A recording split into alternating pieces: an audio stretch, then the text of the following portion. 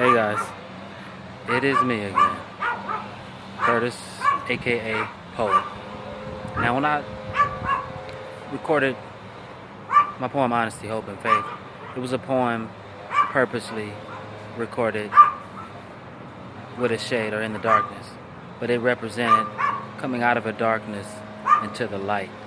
So now that you know who I am, I have something new for you guys. The name of the poem is called My Grandmother. Now, when I was a kid and lived on a farm in Louisiana, I remember whenever my grandmother would call one of my aunts and uncles, she'd go through quite a few names because it was like 13 or 14 of them. So, it would be like Rich. So, it was quite a few. But when she got much older and basically in her last few years, whenever she would call someone or one of the kids, she would pretty much forget sometimes that she even called anyone. But usually when me and my youngest son, who was just a little boy at the time, would go see her, she would instantly say, "Curtis, Desmond, I'm happy to see you."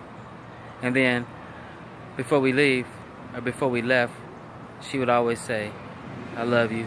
And she would say, "I'm ready to go to glory." So basically everything in her mind, body, and spirit knew where she was going in her afterlife.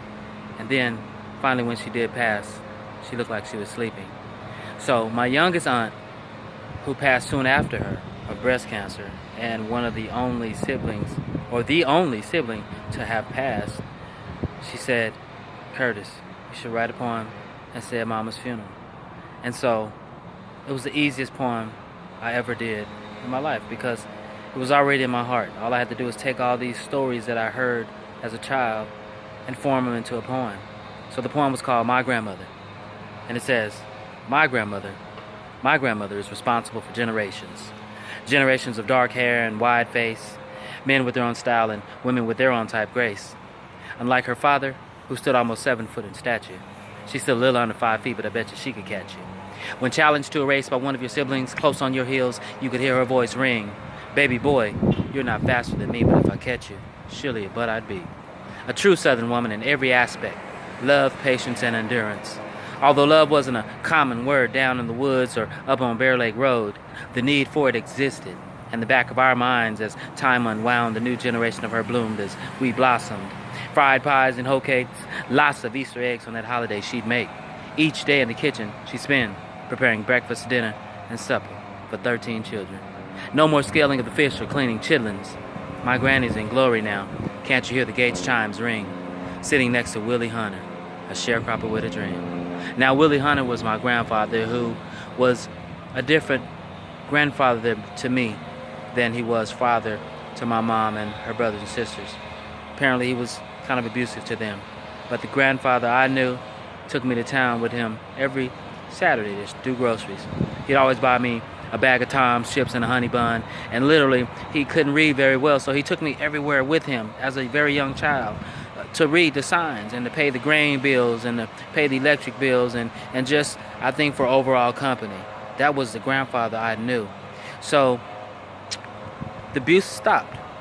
By the time I was grown and all the kids had left home, just those two were at home by themselves now, very old in age, my grandmother and grandfather, and I believe he began to abuse her in their old age.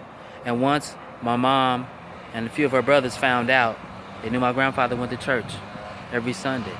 So what they did was, in California, they rented a car on a Friday and they drove to Louisiana and they got there by Sunday. So when he went to church, they went there and they took her. And it was a moment, it was a minute before I realized what they probably went through, taking this woman who had been married to this man for 65 years, who she loved dearly and was a honorable wife to. It wasn't that easy for them to take my grandmother, I'm sure. She didn't just go like, "Oh, I'm ready. Thank you guys for coming."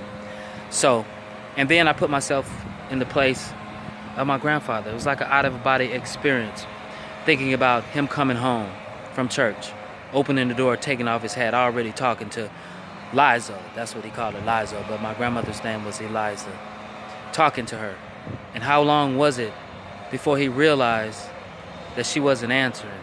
And how long was it before he began to search in places that he knew she couldn't possibly be? Like, you know, you have a car that's been stolen or repossessed and you come outside and you know where it was parked. How long was it before he dropped to his knees and asked God what was happening? So, that same sharecropper with a dream, which was my grandfather, eventually he had a stroke. And when they came and found him, he spent the rest of his days in a wheelchair in a convalescent home. And his only dream was to see the ocean. And before he passed, that sharecropper with a dream, the same siblings that took my grandmother gave him his first airplane ride from Louisiana to a beach in California. That's my grandmother. God bless you.